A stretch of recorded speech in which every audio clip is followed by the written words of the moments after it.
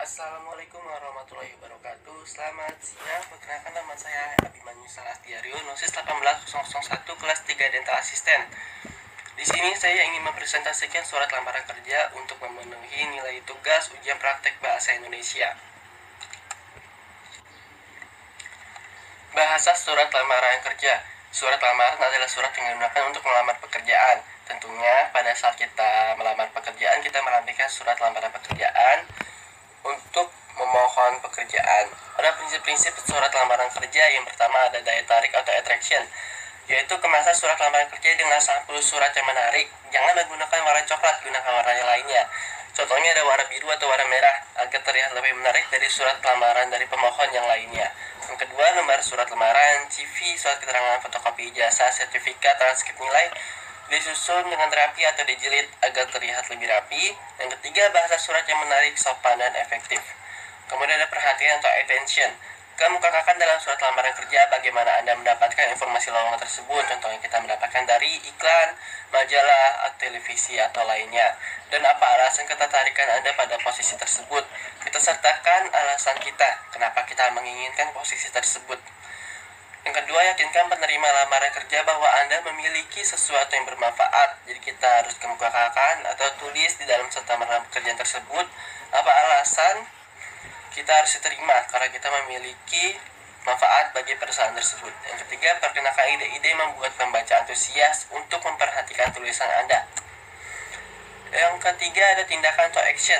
Diharapkan penerima lamaran kerja dapat menindak dan memutuskan sesuatu yang Anda harapkan. Yang kedua, kemukakan bahwa Anda berharap lembaga atau perusahaan dapat memberi kesempatan kepada Anda untuk melakukan wawancara kerja. Yang kedua, ada pengorganisasian surat lamaran kerja. Terdapat 3 bagian utama.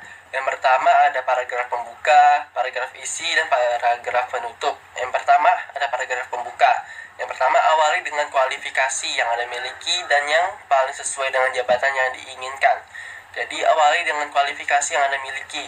Misalkan kita lulusan apa, kita punya sertifikat apa, kita sertakan di dalam paragraf pembuka tersebut. Lalu kita jelaskan juga jabatan yang kita inginkan apa. Yang kedua, jelaskan bahwa kualifikasi tersebut akan menguntungkan atau memberi manfaat kepada lembaga. Jadi kita sertakan juga jika kita memiliki sertifikat ini, itu dapat menguntungkan lembaga tersebut. Yang ketiga, Anda juga dapat mengawali surat lamaran kerja dengan menyebut sumber publikasi, misalnya rekan kerja, surat kabar, majalah, radio, televisi, atau internet. Kemudian ada paragraf isi. Anda dapat mempromosikan diri Anda pada paragraf isi. Perkenalkan diri Anda dan ditunjukkan bahwa Anda mempunyai latar belakang pendidikan yang relevan dengan dinas pekerjaan yang Anda tawarkan. Jadi kita harus mempunyai latar belakang pendidikan yang sesuai dengan jabatan yang kita inginkan. Contoh, kita sekolah di bagian administrasi, tentunya kita bisa mendaftar perusahaan di bagian administrasi. Untuk memperkuat kualifikasi Anda, nyatakan secara jelas sikap, minat, kualitas, dan aktivitas berbagai pekerjaan. Kegiatan yang pernah Anda lakukan, terutama yang berhubungan dengan pekerjaan yang Anda lamar. Seperti yang saya bilang tadi, berhubungan dengan pekerjaan yang Anda lamar. Contohnya kita lulusan administrasi, lalu kita ikutan lomba dengan administrasi, tujuan administrasi itu bisa disertakan. Kemudian ada bagian penutup. Anda dapat mengemukakan harapan dan tindakan yang Anda inginkan.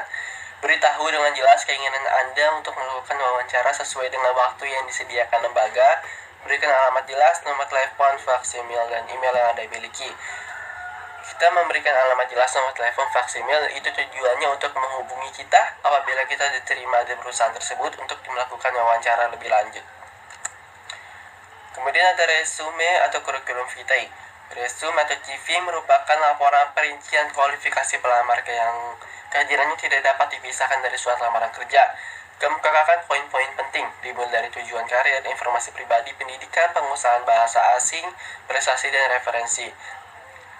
Jadi resume atau kurikulum vitae ini adalah ringkasan dari surat lamaran kerja yang harus ditambahkan poin-poin penting tersebut. Perhatikan kerapian, kesederhanaan, keakuratan, dan kejujuran. Gunakan bahasa yang jelas dan tidak bertele-tele. Sekian dari presentasi surat lamaran kerja yang dapat kami sampaikan. Saya Abdul Salas Diario mengucapkan terima kasih.